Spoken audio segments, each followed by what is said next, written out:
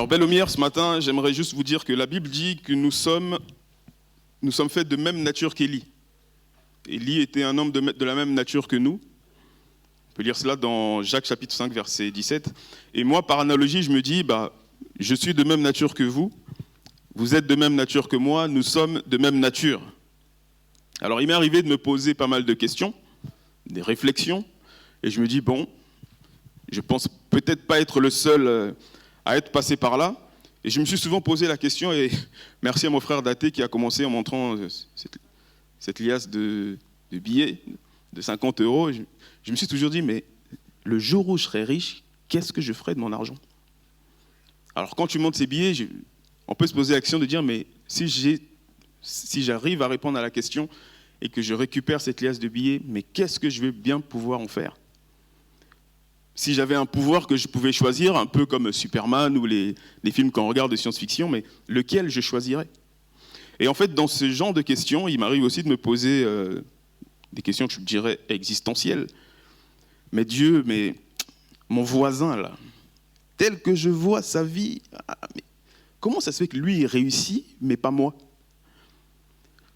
Mais le gars que je vois là, ça se voit qu'il mène une vie de débauche. Comment ça se fait que lui, il manque de rien, alors que moi, je suis dans la galère? Moi, c'est des questions que je me suis posées, peut-être pas vous, mais je me dis, on est quand même fait de même nature. Je me dis, peut-être que quelqu'un s'est déjà posé cette question. J'ai le même parcours que tel frère, telle sœur, mais pourquoi est-ce que lui ou elle s'en sort plus que moi? Et enfin, une question qui peut peut-être revenir souvent, c'est, mais Seigneur, oui, je veux bien te servir, mais comment? Et en fait, j'aimerais m'attarder sur ça, c'est sur le comment. Parce qu'il y a deux façons de s'adresser à Dieu quand on pose le comment, là, et qui peut engendrer, je dirais, une décision ou une orientation plutôt qu'une autre.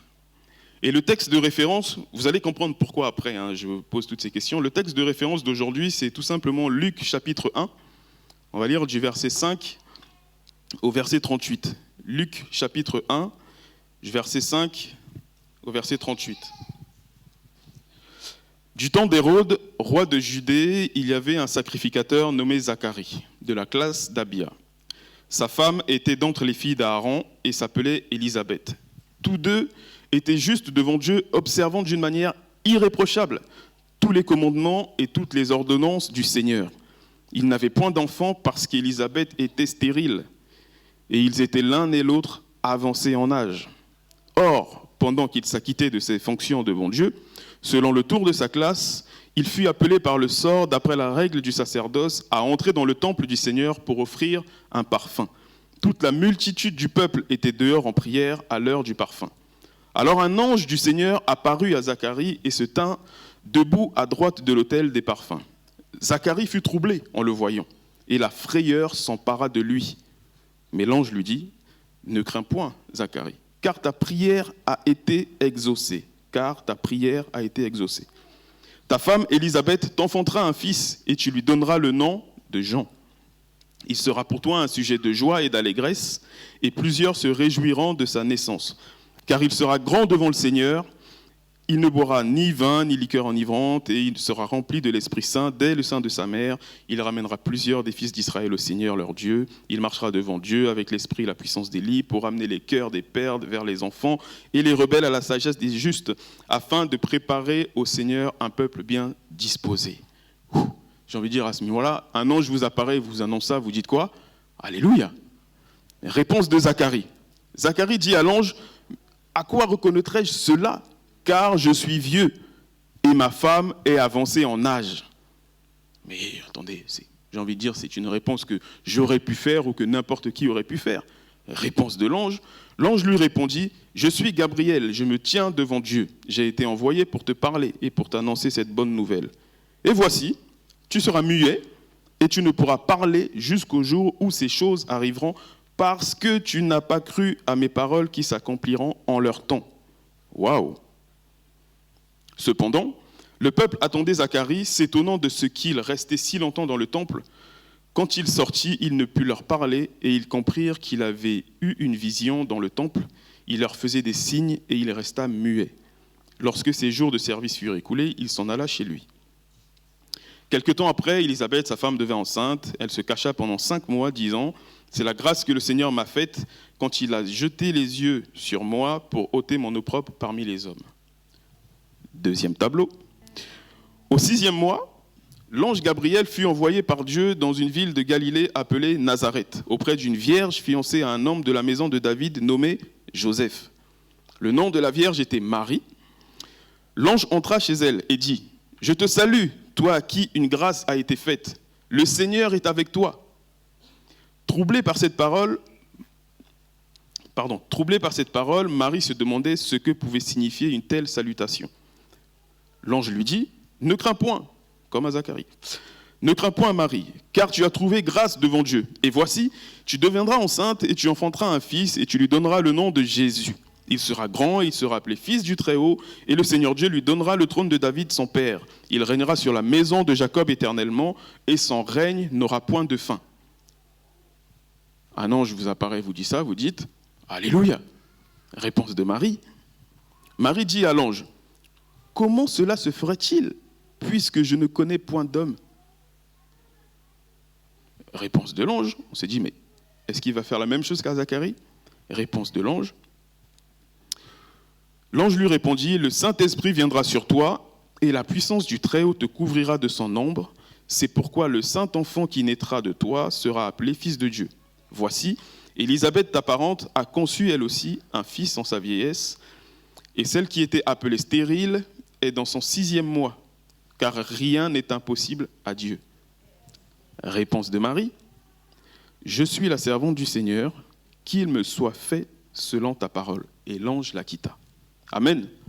Un long texte, 2 tableaux identiques que je voulais qu'on partage ce matin, mais avant d'aller plus loin, nous avons la joie et l'honneur, le privilège d'avoir le pasteur Serge parmi nous. Je veux bien, si tu veux bien, pasteur, te lever, juste prier pour la parole de Dieu avant que nous ne poursuivions. Pasteur Serge qui vient de Londres et hébergé dans la famille Kisaï. Alléluia. Père, ta parole déclare que l'homme ne vivra pas seulement de pain, mais de toute parole qui sort de ta bouche. Mais aujourd'hui, Père, tu n'as que la bouche de ton serviteur. C'est pourquoi, Père, je te prie, quand il va ouvrir sa bouche, remplis sa bouche de tes paroles, afin que tout ce qu'il va dire puisse émaner de toi. Père, gloire et louange à toi pour ta puissance de ta parole. Je prie pour cette manifestation de ta parole, de cette démonstration de la puissance de ta parole, qu'il nous soit fait, Père, selon ta parole, dans le nom puissant de Jésus-Christ de Nazareth. Et nous te disons Amen. Amen. Amen. Chers frères, chères sœurs, juste 2 points à partager avec vous rapidement ce matin.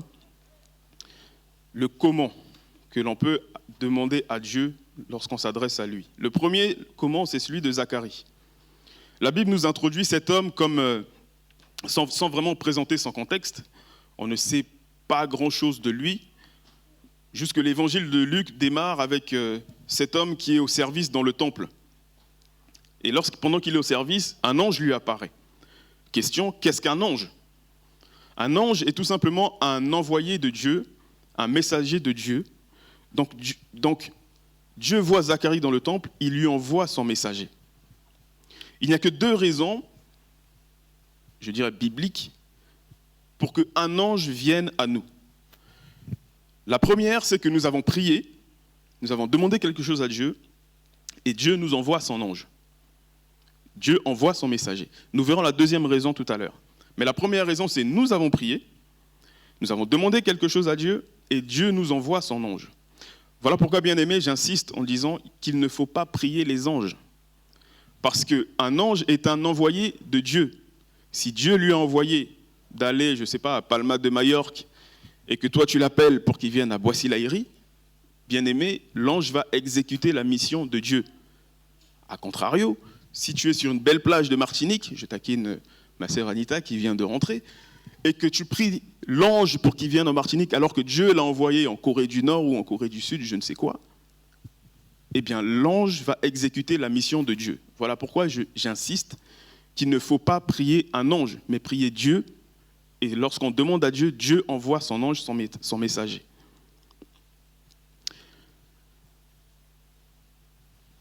Excusez-moi. L'ange vient et annonce à Zacharie la naissance d'un fils. Mais quelle bonne nouvelle, n'est-ce pas ? L'ange vient et annonce que dans sa vieillesse, il va avoir un enfant et sa femme va enfanter. Alors bien aimé, j'ai retourné ce texte dans tous les sens. Je me suis dit, mais concrètement, quelle est la faute de Zacharie de poser la question, de dire, mais je suis vieux quand même. Comment cela va se faire alors que je suis vieux, ma femme est avancée en âge? Je remarque qu'à ce moment-là, aujourd'hui on aurait dit du sexisme, mais à lui il dit je suis vieux, à la femme il dit avancée en âge. Comprenez un petit peu la nuance. Mais j'ai fini par trouver, je me dis, mais en retournant ce texte, elle est où la faute de Zacharie en fait, pour qu'il soit frappé alors que Marie a posé pratiquement la même question, mais l'ange lui a expliqué plus tôt. Et moi j'ai retrouvé le caractère de Zacharie là, dans le mois d'avant, ma personne, moi, Daniel, et dans certains trucs que je garde encore quand je m'adresse à Dieu. Zacharie dit à l'ange, mais comment une telle chose peut arriver? Je suis trop vieux. Sincèrement, qui n'a jamais parlé comme ça à Dieu? Qui n'a jamais répondu comme ça au Seigneur? Je vous rappelle qu'un ange est un envoyé de Dieu. Et la Bible dit dans Hébreux chapitre 13, verset 2, si je ne me trompe pas, que certains, sans le savoir, ont, par hospitalité, reçu des gens chez eux et ont hébergé sans le savoir des anges. Ça veut dire que n'attendez pas à voir qu'un ange, une créature, le ciel s'ouvre, des ailes derrière le dos, etc. Ça veut dire que je peux héberger un frère, une sœur, mais sans le savoir, j'ai hébergé un ange. C'est-à-dire qu'un ange est un envoyé de Dieu. Maintenant, la question de Zacharie, c'est comment une telle chose peut m'arriver? C'est le genre de question que j'entends souvent lorsque je discute avec certains frères, certaines sœurs. Qui n'a jamais interpellé un ange de cette manière? La question de Zacharie, on peut la retranscrire en français courant. Mais monsieur l'ange, messager de Dieu, je crois que tu as atterri au mauvais endroit. Mais monsieur l'ange, je crois que tu t'es trompé d'adresse. Ton GPS là n'était pas bon. Mais monsieur l'ange, cette notion peut-être n'existe pas chez vous, dans les cieux là-bas, mais sur la terre, j'ai les deux pieds sur la terre, à partir d'un certain âge, je ne peux pas vivre ce que tu me dis. Mais monsieur l'ange, tu t'es trompé. Mais monsieur l'ange, ma femme est avancée en âge. Mais monsieur l'ange, j'ai énuméré ça par MMA. Mais monsieur l'ange, mais monsieur l'ange. Remplace le mot vieux là, parce que toi tu réponds au Seigneur lorsqu'il t'envoie son ange pour te parler, lorsqu'il t'envoie un messager pour s'adresser à toi. Et c'est souvent, comme je vous le disais, ce que j'entends dans mon ministère. Mais monsieur l'ange, à quoi reconnaîtrais ce que tu me demandes? Mais moi je suis jeune quand même. Attends, j'ai encore toute la vie devant moi. Laisse-moi profiter d'abord des choses de la vie avant d'entrer dans le ministère. Mais monsieur l'ange, hey, là tu me demandes un peu trop là. Je suis en deuil quand même. Mais monsieur l'ange, je ne peux pas faire ça. Mais monsieur l'ange, je viens de me marier. Laisse-moi d'abord profiter de ma femme et que ma femme profite de moi, que nous voyageons. Mais monsieur l'ange, tu me demandes beaucoup là. Mais monsieur l'ange, je viens d'avoir un enfant quand même. Attends, laisse-moi prendre du recul. Mais monsieur l'ange, je suis célibataire. Attends, tu me dis que je vais dans le mariage. Mais monsieur l'ange, aujourd'hui là, il n'y a personne. Concrètement, traduisez ça par, je vais d'abord profiter de la vie, m'amuser sexuellement, et après, quand j'aurai de l'expérience, tu m'envoies qui tu veux, et là, j'entre dans le chemin du mariage. Mais monsieur l'ange, vous aurez compris. Laissez-moi vous dire une chose. L'appel de Dieu ne dépend pas des circonstances. L'appel de Dieu, pour rentrer dans la destinée de Dieu, Dieu ne s'attarde pas sur nos circonstances, sur nos émotions. Parce que sinon, Dieu n'aurait pas envoyé son Fils mourir sur la croix quand même. Je ne peux que nous interpeller à entrer dans la volonté de Dieu et à accepter le message de l'Évangile. Moi, depuis que j'ai avalé ça, franchement, plus rien ne me surprend. Alors oui, mes yeux sont émerveillés de ce que je vois, de la grandeur de Dieu, de ce qu'il fait, etc. Mais au fond de moi, je ne suis pas surpris, parce que Jésus lui-même dit « Vous ferez des choses beaucoup plus grandes que moi ». Alors oui, je suis émerveillé, mais quand quelque chose arrive, je loue Dieu, je glorifie Dieu. Et c'est pour ça l'ADN de l'Église La Lumière, c'est laisser le temps au témoignage, pour que nous puissions partager ce que Dieu a fait pour nous. Moi, je ne suis pas Dieu. Je ne sais pas ce que Dieu décidera pour vous lorsque vous lui poserez cette question. Mais monsieur l'ange, mais Seigneur, mais moi je suis dans cette situation. Mais Zacharie a été frappé de mutisme quand même, jusqu'à ce que l'enfant soit né. Et encore, Zacharie est sorti de son mutisme pas seulement lorsque l'enfant est né. Vous pourrez lire cela après, mais il est sorti de son mutisme lorsqu'il a accepté que l'enfant porte le prénom de Jean. Parce que c'était la lettre de mission que l'ange a donnée à Zacharie. Il aurait pu dire, mais l'enfant est né, bon, pourquoi je suis encore muet, pourquoi je ne parle pas? Des gens sont arrivés pour donner un nom à cet enfant, ils ont dit, bon, on va l'appeler Zacharie. La maman a dit, non, il va s'appeler Jean. Alors tout le monde se retourne pour regarder le papa, il dit, mais, attends, mais... Parce qu'à l'époque, quand un enfant naissait, on donne le prénom du père ou d'un membre de la famille qui est... d'un membre de la famille d'homme, en fait, un nom masculin de la famille, pardon. Et sauf qu'en regardant Zacharie qui était muet, qui ne pouvait pas parler, les gens qui ont dit on va l'appeler Zacharie, la maman dit non, on va l'appeler Jean. Ils se retournent vers Zacharie, Zacharie ne peut pas parler. Et il confirme par écrit qu'on va appeler cet enfant Jean. Et à ce moment-là, c'est là qu'il s'est mis à parler. C'est pour dire que des fois, on reçoit une révélation de Dieu et on se dit, mais dès que l'enfant va naître, telle situation, telle difficulté va s'arrêter. C'est ce que Dieu a dit. Mais es-tu réellement allé au bout de ce que le Seigneur t'a annoncé? Dieu a dit l'enfant va naître, mais tu lui donnes le prénom de Jean. Alors l'enfant est venu, toujours dans son mutisme, jusqu'à ce qu'il donne le prénom de Jean, et c'est là qu'il est sorti de son mutisme. Quand il sortira, mon ami, de ce moment de difficulté, surtout ne murmure pas contre Dieu. Ne murmure pas après Dieu, mais invite le Saint-Esprit et glorifie Dieu.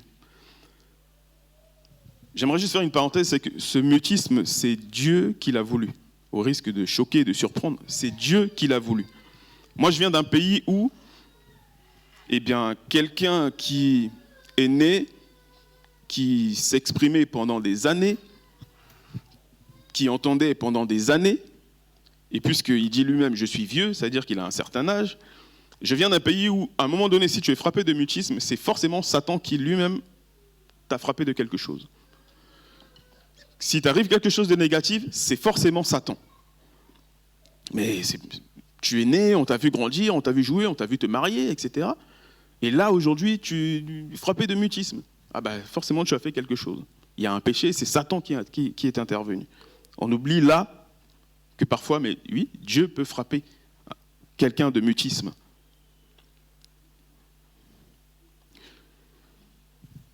Comme je le disais tout à l'heure, Dieu peut annoncer la résolution d'une situation lorsque tu enfanteras, et à l'arrivée de l'enfant, la situation ne change pas, et tu boudes le Seigneur. Question, as-tu donné à l'enfant que Dieu t'a demandé le prénom qu'il fallait donner? Je connais au moins 2 pratiques dans 2 pays, je ne vais pas les citer, où les femmes célèbrent leur sortie de célibat en critiquant au lieu de louer. Il y en a même une qui en a fait une chanson.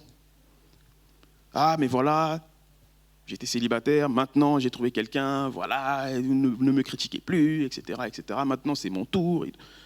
Waouh! Dieu t'annonce le mariage. Toi tu te dis, je suis célibataire depuis longtemps, donc oui, en attendant, je vais m'éclater.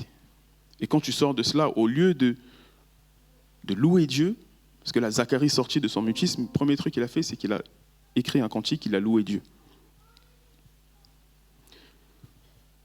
Lorsque Dieu t'annonce la réussite, mon bien-aimé, ne réagis pas en disant « mais comment je vais réussir ?» Parce qu'aujourd'hui, mon compte est débiteur. On arrive au début de mois, le salaire tombe, je suis déjà à moins 800 €. Qu'est-ce que tu me parles de réussite? En attendant que ta réussite arrive, laisse-moi d'abord aller faire mes magouilles, etc., que je rentre l'argent dans ma poche et après, ça viendra. Tu ne peux pas répondre comme ça à Dieu.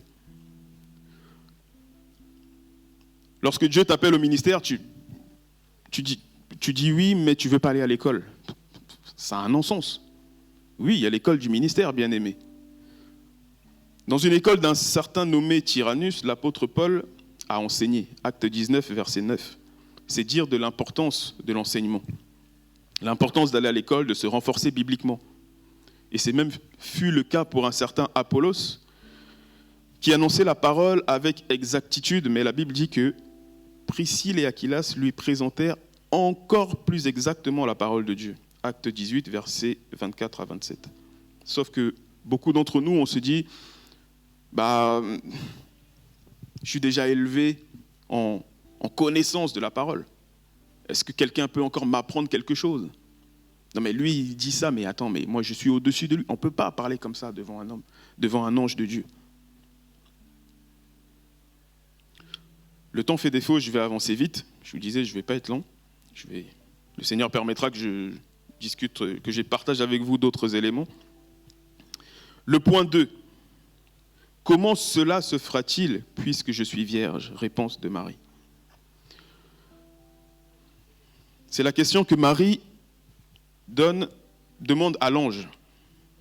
Moi, je me suis dit, mais pourquoi à la même question, à la même annonce de l'ange, au lieu de frapper Marie de mutisme ou d'autre chose, l'ange ne le fait pas. L'ange prend le temps de lui expliquer ce qui va se passer. Fut un temps, moi, dans l'état où j'étais, spirituellement, je vous dis honnêtement, j'aurais dit au Seigneur, mais attends, en plus Marie, parent d'Élisabeth, j'imagine qu'ils ont pu échanger entre eux, mais Seigneur, attends, elle a posé la même question que moi je t'ai posée, quand l'ange est venu, comment cela se fera-t-il? À moi, tu me frappes de mutisme, elle pose la même question, il ne se passe rien. Elle pose exactement la même question. Comment cela se fera-t-il? Je ne connais pas d'homme. Comment voulez-vous que je tombe enceinte?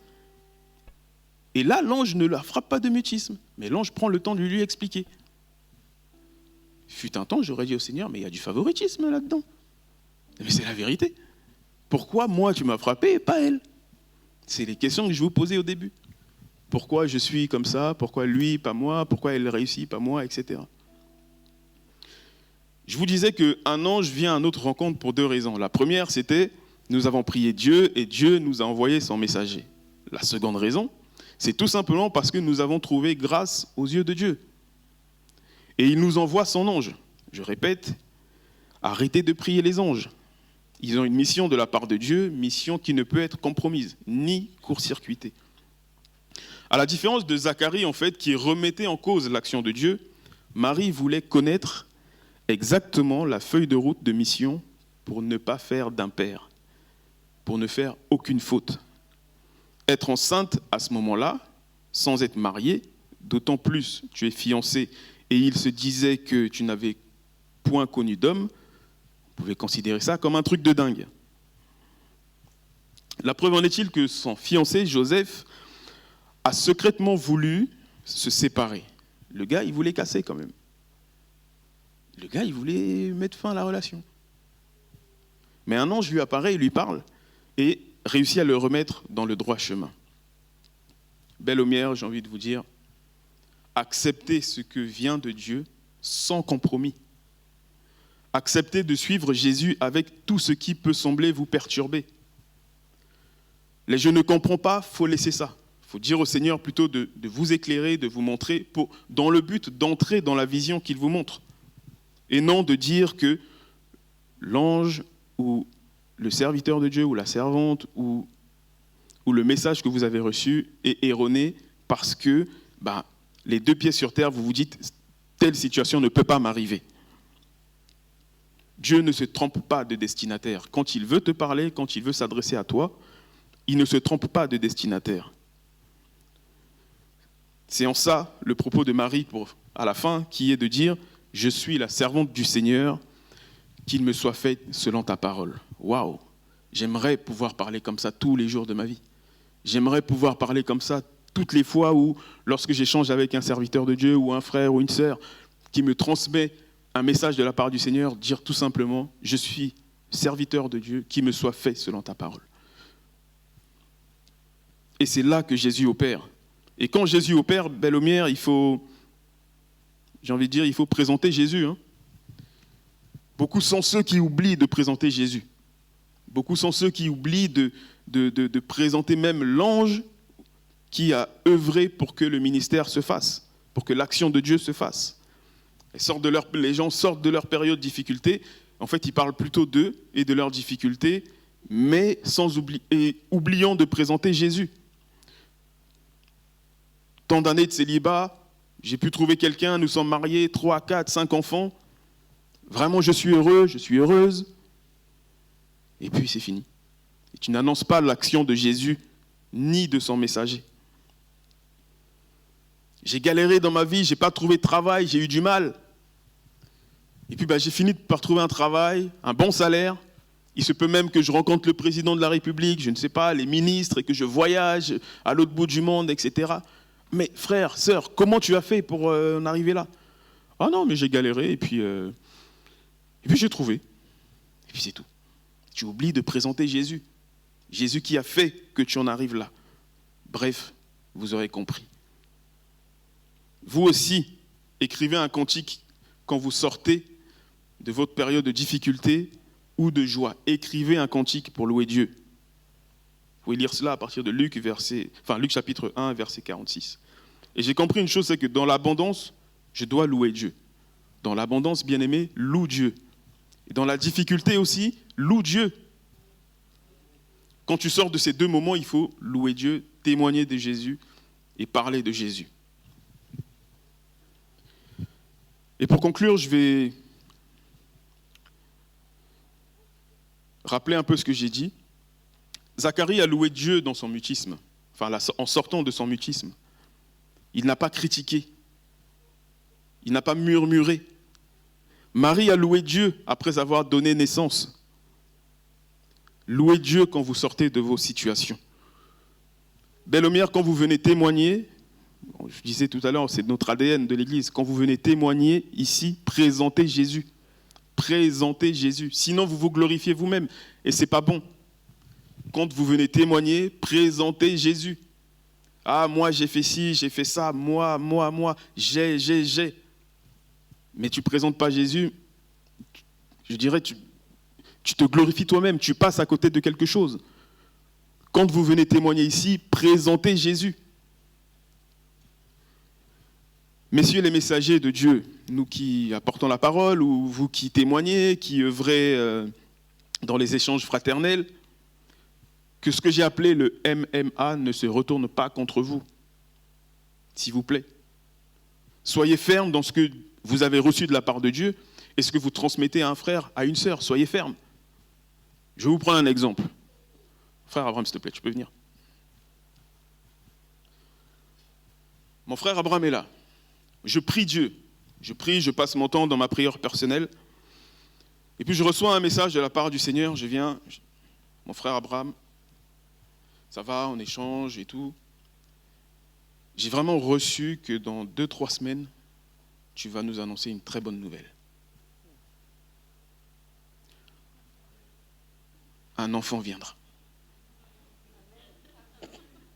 Ah, vous voyez, non? Je viens, j'annonce une nouvelle. Maintenant, mon frère Abraham va me répondre. Il va me dire, mais comment veux-tu que ça arrive? Je lutte depuis longtemps. Comment veux-tu que ça arrive? Voilà, j'ai tel problème. Comment veux-tu que ça arrive? Quand je dis que le MMA ne se retourne pas contre moi, messager, c'est ce que je vais faire. Mon frère Abraham me fait cette réponse et moi je le regarde, je dis, ah ouais, t'as raison. Mais ça ne peut pas arriver en fait. Non, mais j'ai peut-être pas compris en fait le message. Je vais retourner consulter Dieu, je vais prier encore. Ou demander une confirmation de la confirmation que Dieu m'a donnée. Tu vois ce que je veux dire? C'est ça que j'appelle le même monsieur l'ange qui se retourne contre ceux qui viennent annoncer la parole de la part du Seigneur. Soyez convaincus que lorsque vous vous adressez à Dieu et qu'il vous parle pour transmettre un message à un frère, ne remettez pas en cause ce message. Parce qu'il se retourne contre vous et vous avez perdu la grâce, je dirais, qui devait reposer sur le frère dans cette annonce de bonne nouvelle. Merci mon frère. C'était juste un exemple pour dire, messieurs les messagers de Dieu, que le MMA ne se retourne pas contre vous. Mais monsieur l'ange, je crois que je n'ai pas compris ce que tu voulais dire parce que le frère m'a répondu ça, mais en fait il a raison. Mais non. Nous avons les deux pieds sur terre, nous raisonnons avec notre pensée terrestre, alors que nous devons regarder aux choses du ciel. Lorsque Dieu parle, il sait de quoi il s'agit. Amen. Maintenant que vous avez vu tous ces exemples bibliques, je dirais, arrêtez de vous projeter en lisant la Bible, mais vivez plutôt la parole de Dieu. Parce qu'on se projette souvent en se disant « Ah, mais j'aurais aimé être à cette époque, j'aurais aimé vivre ce qu'ils ont vécu. » On se projette, mais on ne veut pas manger la parole de Dieu et vivre la parole de Dieu à aujourd'hui.